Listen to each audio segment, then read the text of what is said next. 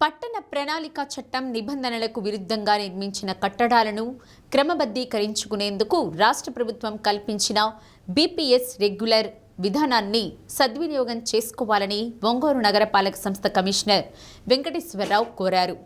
రాష్ట్ర ప్రభుత్వం సుదీర్ఘకాలం తరువాత ఈ నిర్ణయం తీసుకుందన్నారు. ప్లాన్ లేకుండా నిర్మాణాలు చేపట్టడం, అనుమతులు లేకుండా అదనపు నిర్మాణాలు చేసిన వారు క్రమబద్ధీకరించుకునేందుకు ఇది మంచి అవకాశమన్నారు. వచ్చే ఏడాది మార్చి 11 వరకు బీపీఎస్ విధానం అమల్లో ఉంటుందని, ఈ అవకాశాన్ని వినియోగించుకోవాలని విజ్ఞప్తి చేశారు. ఆంధ్రప్రదేశ్ రాష్ట్ర ప్రభుత్వం చాలా ఏళ్ల తర్వాత, దాదాపు 10 ఏళ్ల తర్వాత బీపీఎస్ స్కీమ్ని ప్రకటించింది. బిల్డింగ్ ప్యానలైజేషన్ స్కీమ్ అంటారు.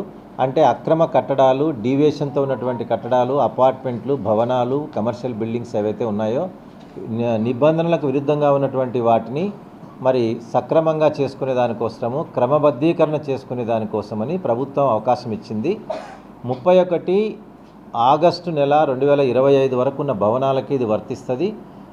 వీళ్ళందరూ కూడా అప్లై చేసుకొని మీ యొక్క అక్రమ కట్టడాలు లేదా ప్లాన్ లేకుండా కట్టినటువంటివి, ఎక్స్ట్రా ఫ్లోర్లు కట్టుకున్నటువంటి వాటిని అన్నిటిని కూడా మరి క్రమబద్ధరించుకునేటువంటి అవకాశం వచ్చింది. కాబట్టి ఆ క్రమబద్ధీకరణకు చివరి తేదీ మరి 11వ తేదీ మార్చి 11, 2026.